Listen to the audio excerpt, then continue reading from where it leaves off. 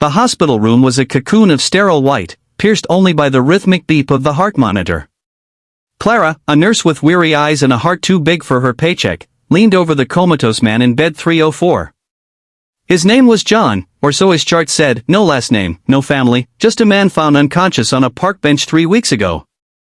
Every night, after her grueling 12-hour shift, Clara sang to him. Her voice, soft and trembling, carried old lullabies her mother used to sing, filling the room with a warmth the fluorescent lights couldn't match. She didn't know why she started, only that it felt right, like a tether to keep him from slipping away entirely. Clara was 32, single, and drowning in debt, student loans, medical bills from her father's long battle with cancer, and rent for a cramped apartment that smelled faintly of mildew. The hospital, a sprawling urban beast, paid just enough to keep her afloat but not enough to let her breathe. She'd wanted to be a nurse since she was a child, inspired by the women who cared for her mother during her own illness. But the reality was brutal: understaffing, endless overtime, and patients who sometimes didn't make it. John, though, was different. He was her quiet constant, a mystery who didn't demand, didn't complain, just listened as she poured her heart into songs she barely remembered the words to. The first challenge came early. Clara's supervisor, Nurse Harris, a woman with a clipboard and a permanent scowl, caught her singing one night. "This isn't a concert hall, Clara," she snapped. "You're wasting time. There are other patients."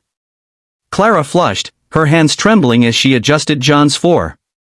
She wanted to argue that her singing didn't hurt anyone, that it was after her shift, but Harris's glare silenced her. The threat of disciplinary action loomed. Clara couldn't afford to lose this job. So, she started waiting until Harris's rounds were over, sneaking back to John's room at 2 a.m., her voice barely above a whisper. It was exhausting, stretching her already thin energy, but she couldn't stop. Something about John's stillness, the faint rise and fall of his chest, made her believe he could hear her. Weeks turned into months. Clara learned to navigate the hospital's politics, dodging Harris's scrutiny while juggling her workload. She befriended Maria, a janitor who'd hum along with her during late-night shifts, offering silent support. But the emotional toll was heavier than the physical. Clara was lonely. Her friends had drifted away, unable to keep up with her erratic schedule. Her only confidant was John, who never answered but never judged. She'd talk to him sometimes, spilling her fears about money, about failing her patients, about never being enough. "You're lucky, John," she'd whisper. "You don't have to worry about any of this." She didn't know his silence hid a life of unimaginable wealth. John was Jonathan Warwick, a billionaire tech mogul who'd vanished from public life after a scandal involving his company's data practices. He'd been living incognito, shunning his fortune, when a stroke left him crumpled on that park bench. No ID, no contacts, just a man in worn clothes who looked like he belonged nowhere. The hospital staff had no clue, and Clara, who avoided tabloids, wouldn't have recognized him even if they did. To her, he was just John, the patient who needed her. The second challenge hit when the hospital administration, strapped for cash, began prioritizing paying patients. John, a charity case with no insurance on record, was at risk of being transferred to a state facility with fewer resources. Clara overheard the decision during a staff meeting, her stomach twisting. She knew what those facilities were like: overcrowded, underfunded, a place where someone like John could fade away unnoticed. She fought for him, pleading with the hospital board, but her voice was small against their budget sheets. Desperate, she started a quiet campaign, rallying Maria and a few sympathetic co-workers to petition for John to stay. It was a long shot, but Clara's stubbornness, born of years caring for her dying father, pushed her forward. She didn't know John's wealth could have solved the issue in a heartbeat. Meanwhile, Clara's personal life unraveled. Her landlord raised her rent, and a loan payment bounced, triggering a cascade of fees. She skipped meals to save money, her energy waning. One night, exhausted, she nearly missed a medication error for another patient, catching it just in time. The mistake shook her. She sat by John's bed afterward, tears streaking her face, and didn't sing. "I'm failing, John," she whispered. "I can't keep up."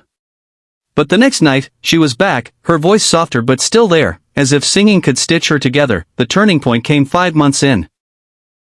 John's hand twitched during one of Clara's songs, a faint, impossible movement. She froze, staring, then called for a doctor.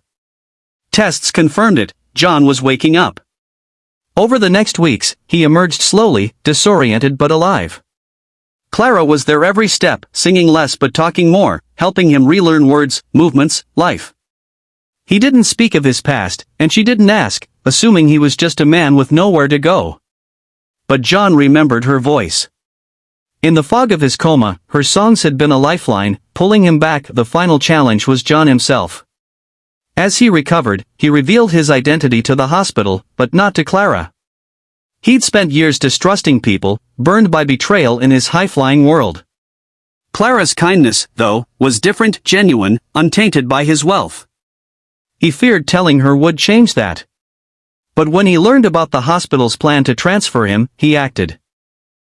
Anonymously, he paid off the hospital's debts, ensuring not just his stay but better resources for all its charity cases.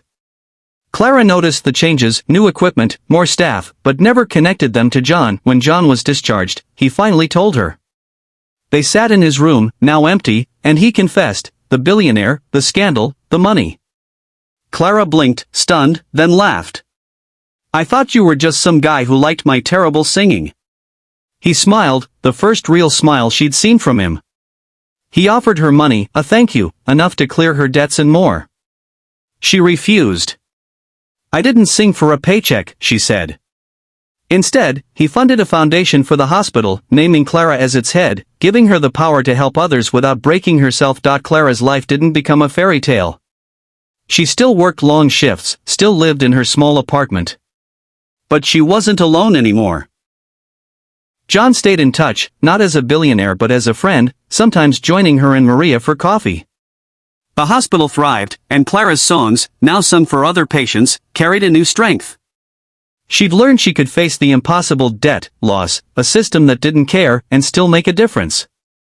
Her story spread quietly, not as a headline but as a whisper among nurses, patients, and those who heard it, a reminder that kindness, even in the darkest moments, can change everything. And the message lingered, you don't need wealth or power to save someone. Sometimes, all it takes is a song, sung from the heart, to bring light to the silence.